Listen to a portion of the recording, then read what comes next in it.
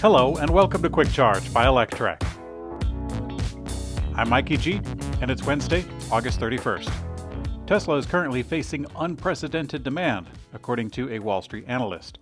Last week, Tesla held an event for analysts at Gigafactory Berlin, and Pierre Ferragu of New Street Research was in attendance. In a note to clients, Ferragu noted, quote, "Tesla is facing unprecedented demand. Everybody I know at Tesla and with whom I could discuss that topic agrees that demand is way above what hopes were a few years ago. Electric cars are so popular that for Tesla and their competitors, market shares will mostly be dictated by their ability to ramp volumes." Now, Ferragu has a price target of $350 on Tesla stock, which represents a significant upside on the current value of $275 a share. Long-term, Ferragu sees a case for Tesla being worth $10 trillion by the year 2030. An insurance company has faked a Tesla battery fire and crash as part of a bizarre showcase claiming electric vehicles cause more accidents. Of course, there are reports that state otherwise. Tesla vehicles have been tested by many auto agencies around the world, including the Insurance Institute for Highway Safety, which most recently gave the Model Y its highest possible safety rating. Nevertheless, AXA Insurance performed a stunt in which they launched an empty Tesla shell up a ramp to force it to flip over and then ignited pyrotechnics to simulate a battery fire. This performance, they called a crash test, was part of AXA's promotion of a report where they claimed that electric vehicles cause more collisions with damage.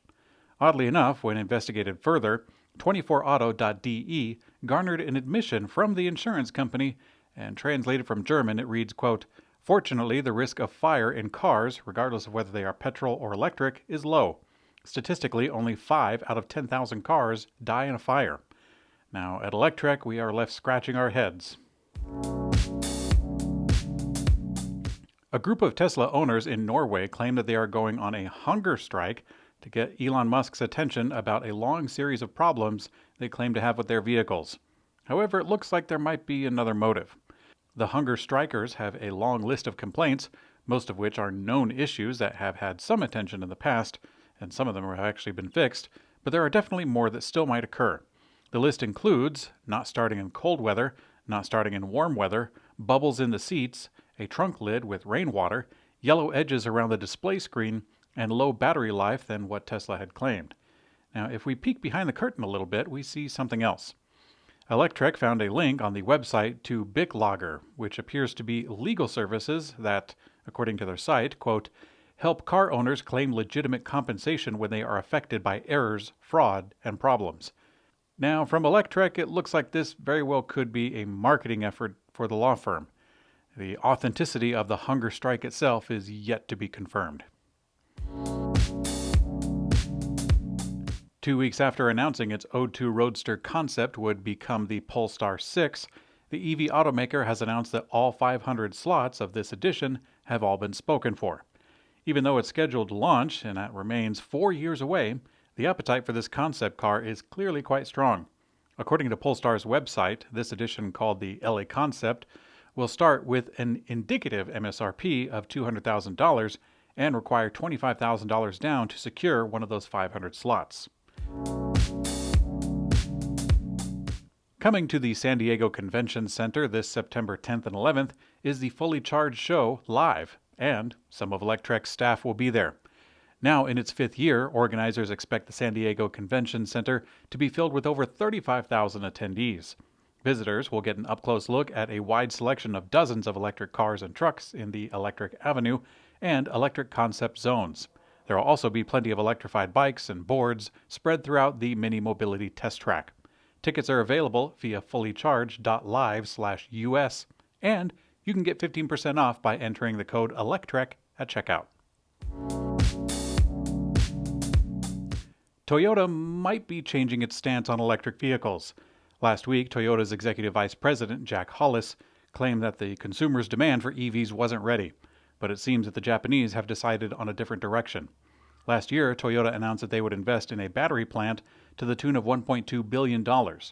That plant may have been built with the focus of supplying hybrids, but either way, now Toyota is announcing that they will be tripling its funding for the plant, bringing the total to $3.8 billion.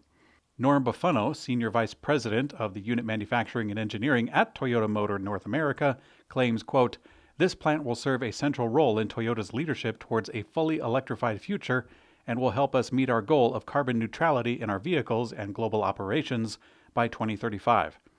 Now, his specific mention of fully electric vehicles seems promising. At the moment, Toyota doesn't sell any EVs in the USA. They briefly rolled out a small quantity of their BZ4X, but then shortly recalled all of them after an issue with keeping the wheels on the car. Aptera has reopened investment to the public as it tries to secure more money to bring its 1,000-mile range solar electric vehicle into production. Earlier this year, we reported on Aptera closing a $40 million round of crowdfunding, and it managed to get over 22,000 reservations for the vehicle. The company says that the next 6 months will be focused on supply chain and manufacturing build-out at their final assembly location in Carlsbad, California. The money already raised is likely going to sustain it until the start of low-volume production, but the company will need a little bit more to get to volume production, hopefully next year.